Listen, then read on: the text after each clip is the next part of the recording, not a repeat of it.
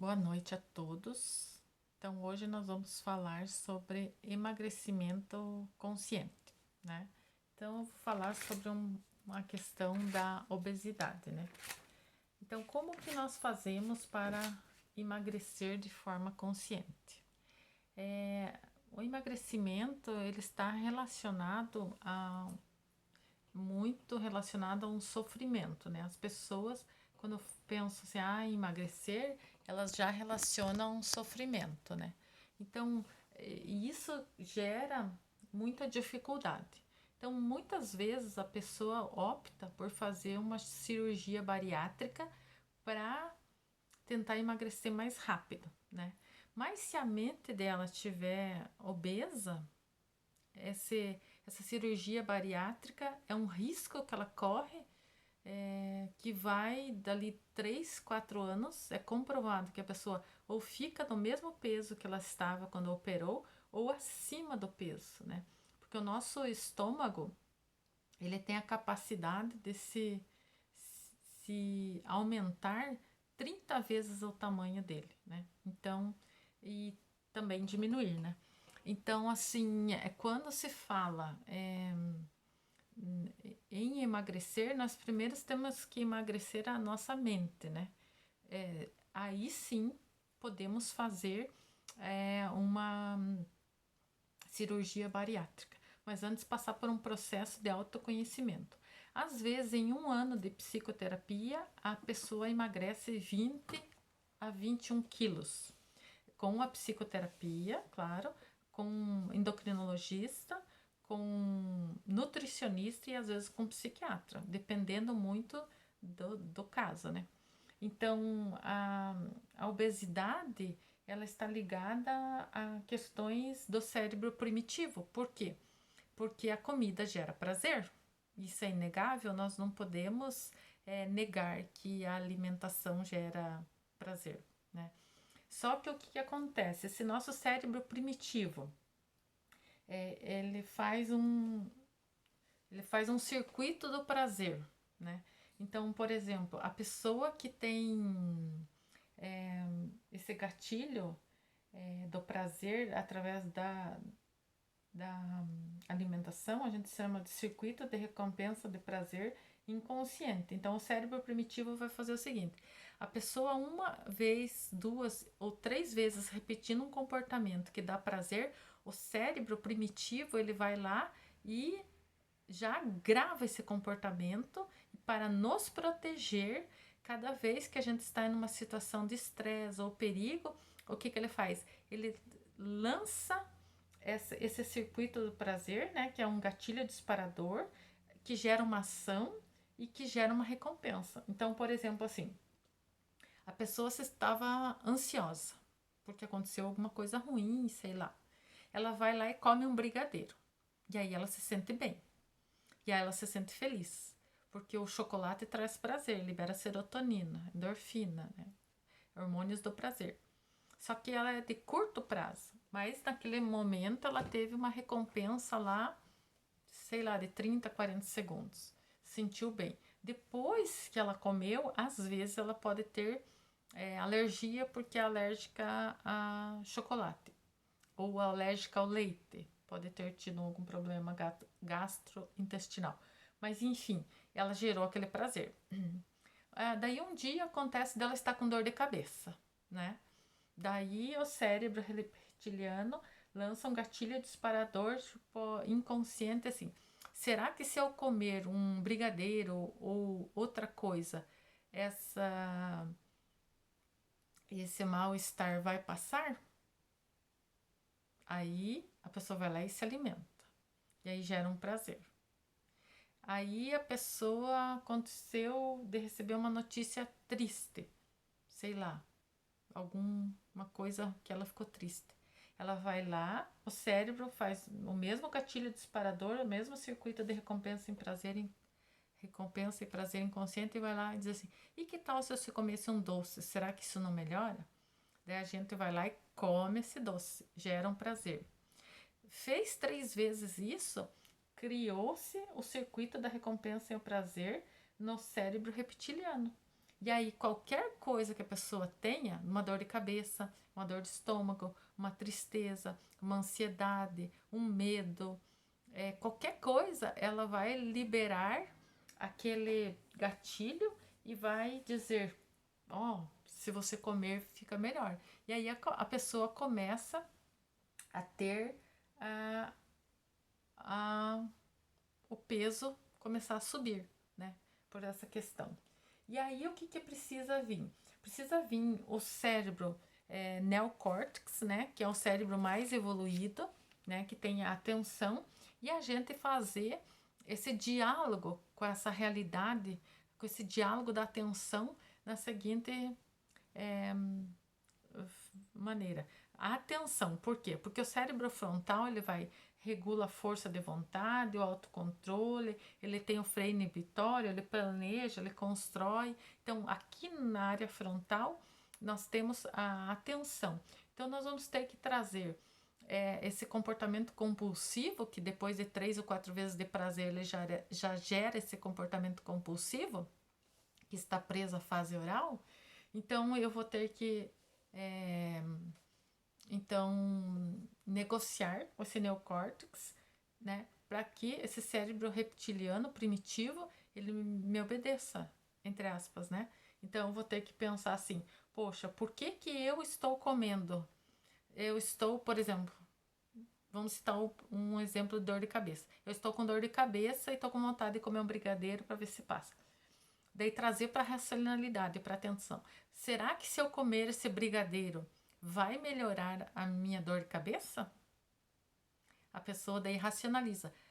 Pode ser que melhore, pode ser que piore, né? Porque às vezes se a pessoa tem um problema de estômago, vai piorar. Então, quando ela traz para a consciência, às vezes ela opta por tomar um copo de água, ou tomar uma medicação, ou perguntar por que eu estou tendo essa dor de cabeça, né? Então, a dor de cabeça tem questões emocionais, né? Várias questões, né? Então, desde a questão de não aceitar ordens de chefe até ordens de pai ou alguém superior, né? Pode estar ligado. Como pode estar ligado a um problema físico, neurológico. Então, por isso, tem que se investigar, né, a dor de cabeça. Mas, às vezes, se alimentando não vai passar. E também nós temos que ter a atenção que no Brasil, a gente foi muito direcionado para alimentação. Por exemplo, no Brasil, a gente chega na casa de uma pessoa, ela oferece alimento, ela oferece água, oferece doce, café. Então, assim, tem a questão cultural da comida. Nós não podemos negar que a comida traz prazer. Nós não podemos negar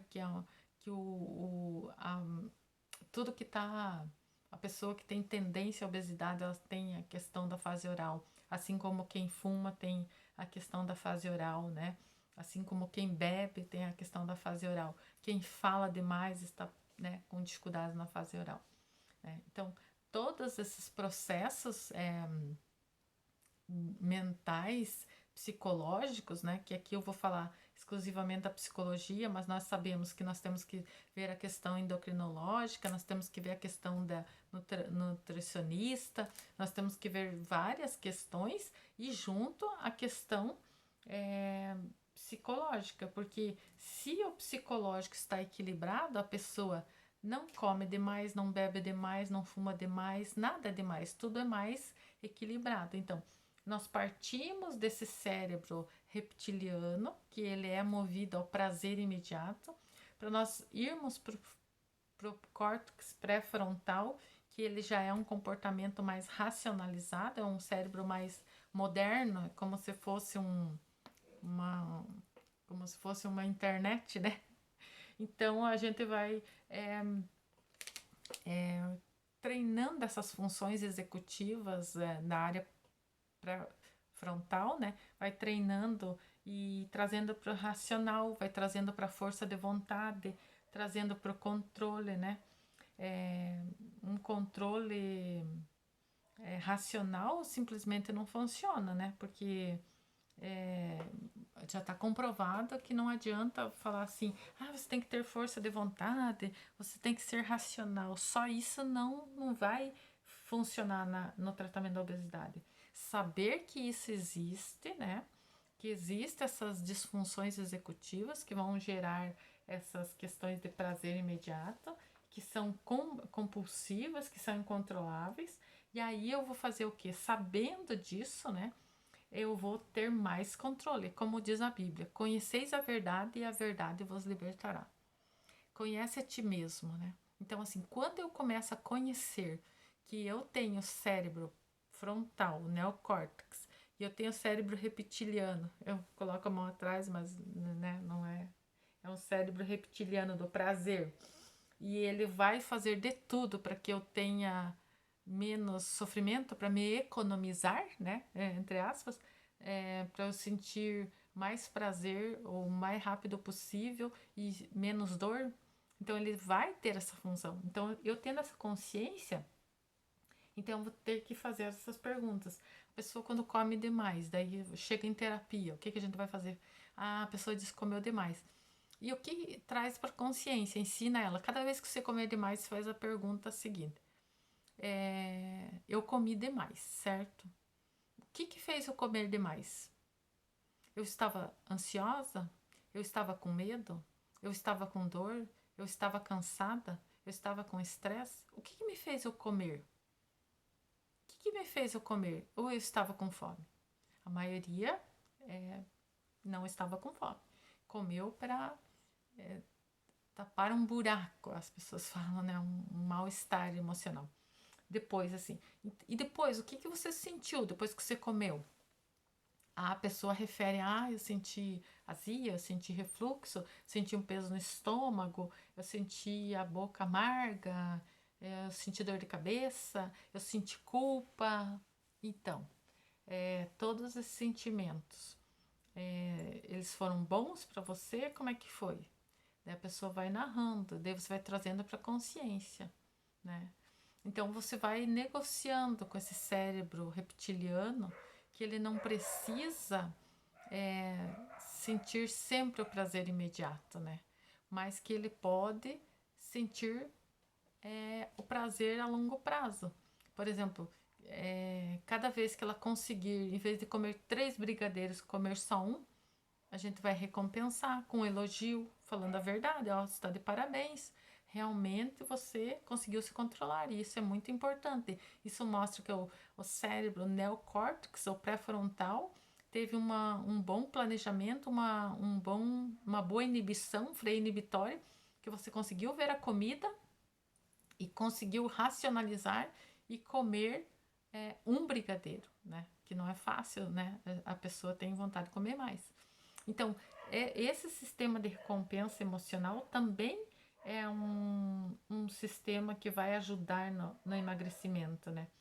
E vai baixando o estresse, porque a pessoa vai conseguindo ver que ela consegue se controlar. Antes ela comia 3 pedaços de pizza. Agora ela pensa, eu preciso comer 3 pedaços de pizza ou um pedaço de pizza já estou satisfeita? Ah, um pedaço de pizza já estou satisfeita. Eu preciso tomar refrigerante ou não, né? Então a gente vai trazendo para a consciência tudo isso, né? Sabendo que refrigerante ele tem bastante açúcares e tudo mais, né?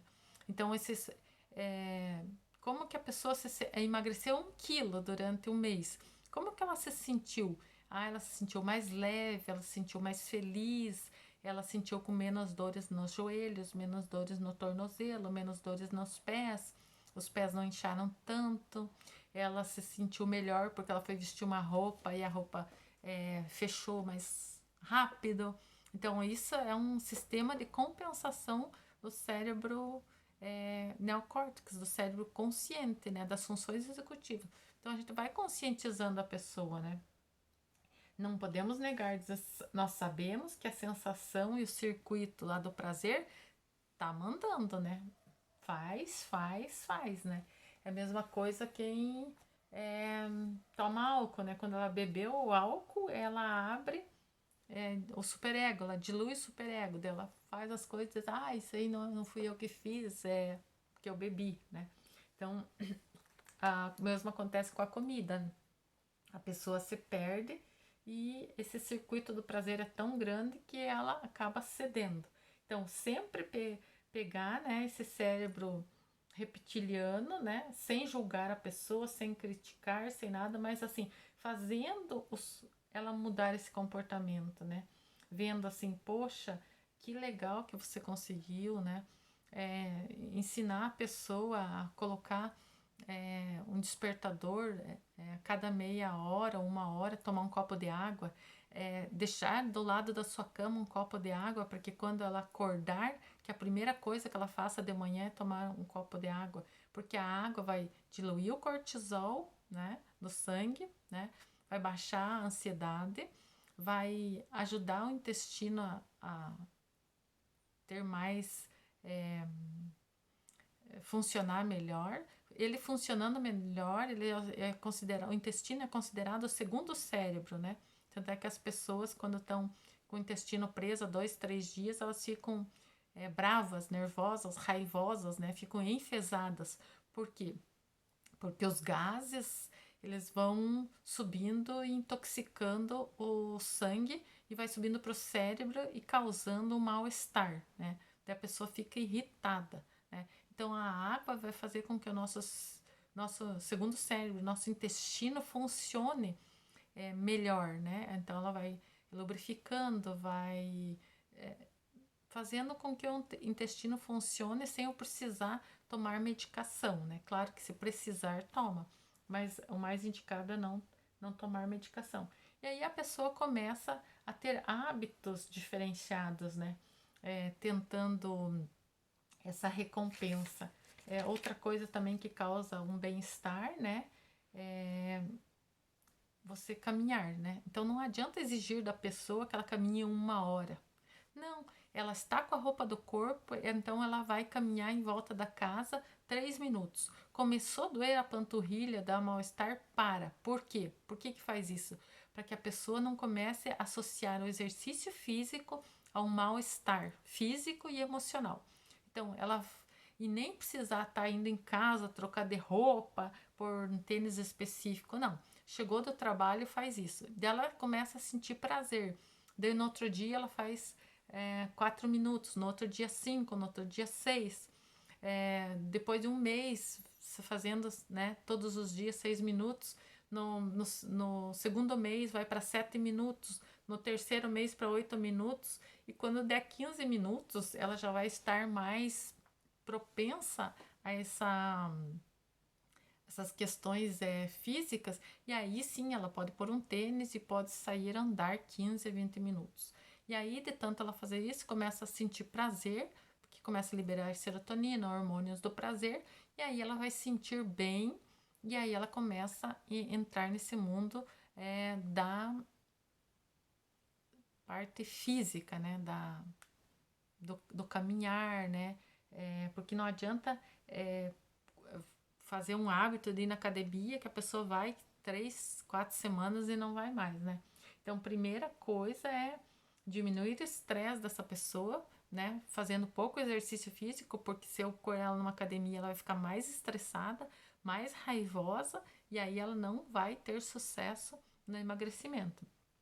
Então, eu tenho que estar sempre trazendo esse neocórtex para atenção, para baixar a ansiedade, trazer ela para tomar mais água durante o dia, né?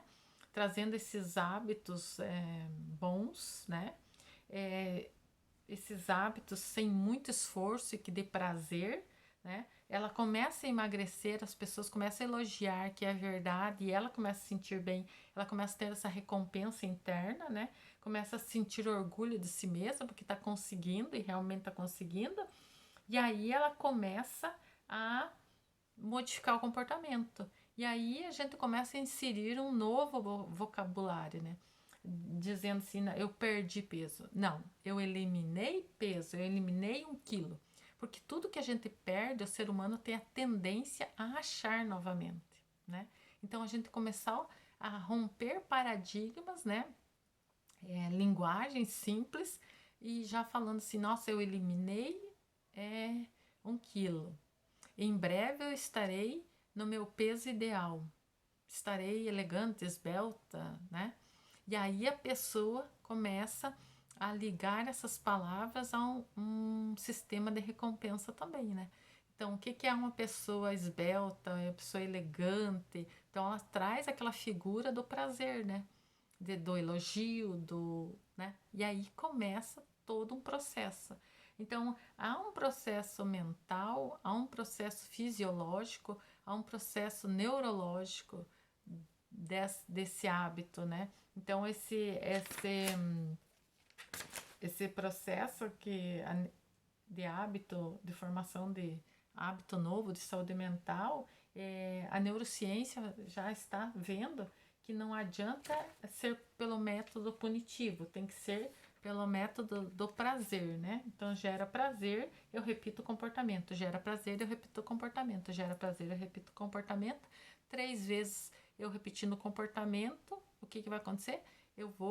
O meu cérebro vai ficar pensando e fazendo coisas automáticas. Então, comendo menos, porque eu sei que eu vou ter uma recompensa depois, um elogio, por exemplo, né? Então, essa consciência que a gente vai fazendo para a pessoa também não ter a recaída, né? Então, assim, hoje ela foi lá e comeu a mais do que o combinado.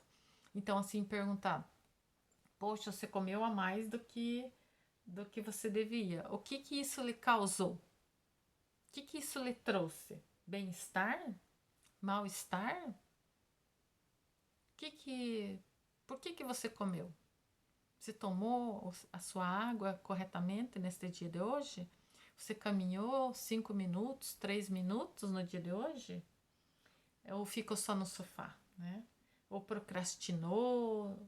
E começa a fazer essas perguntas e trazer a pessoa para a consciência, trazer a pessoa para a atenção, trazer a pessoa para o lado positivo, né? Então, pensar que a causa da raiz de tudo isso, né, é a questão positiva. Então, eu vou modificar o comportamento de punitivo para um comportamento positivo, né? Então, eu sei que se eu elogiar, o cortisol vai diminuir, né? E a gente sabe que o cortisol em excesso é um veneno, né? Ele chega, quando o cortisol está muito alto, ele chega até a cair o coeficiente de inteligência, né? Por quê? Porque ele causa muito desconforto, muita desatenção, né?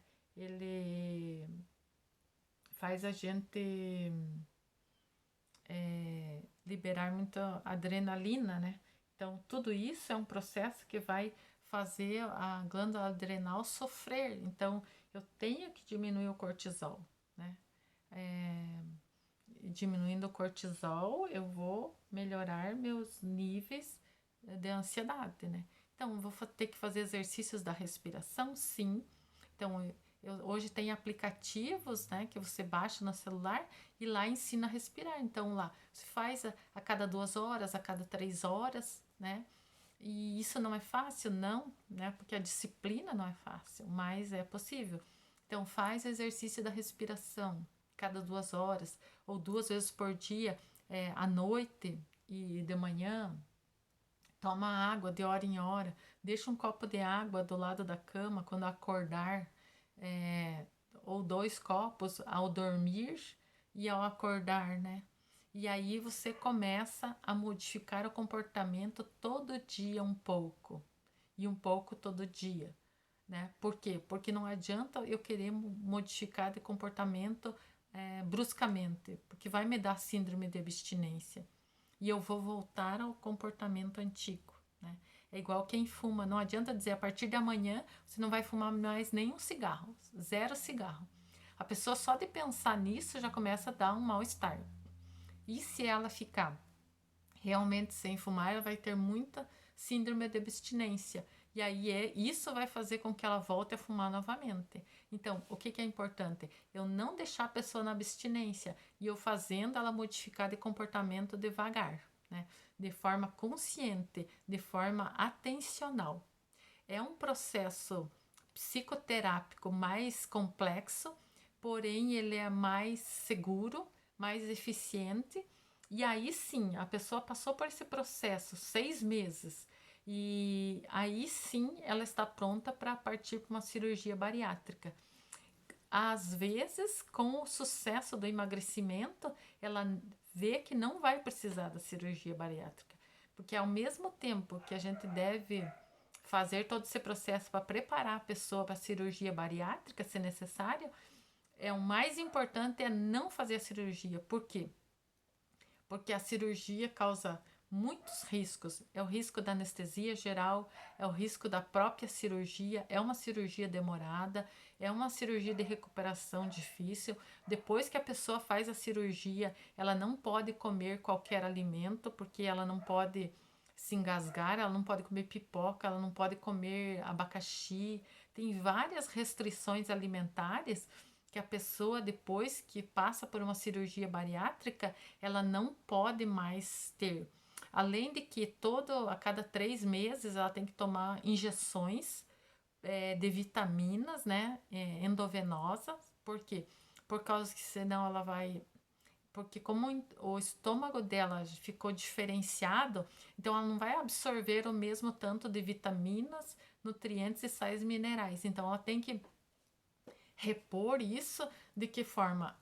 Ela vai ter que repor em forma de vitaminas injetáveis na veia ou no músculo, né? Por quê? Porque senão ela vai ter muita perda de cabelo, né? Mesmo assim, mesmo tomando as vitaminas, ela vai ter diminuição de cabelo, afinamento de cabelo, ela vai ter unhas mais fracas, né? Por quê? Porque daí ela não está se alimentando como ela se alimentava antes, né? Então ela vai ter que ter muitas restrições alimentares, né? Então a gente sabe que não é fácil. A cirurgia bariátrica, ela tem que ser feita realmente quando é extremamente necessário, que não tem outra saída, porque as consequências pós-operatórias não são fáceis, além de que se a pessoa tiver a mente dela sem esse trabalho psicológico, ela vai voltar a engordar tudo e mais um pouco. Então, fica aí o meu alerta, né? Espero que esse vídeo possa contribuir com muitas pessoas, né? Eu tive um processo de emagrecimento de 18 quilos por motivos de doenças da minha mãe.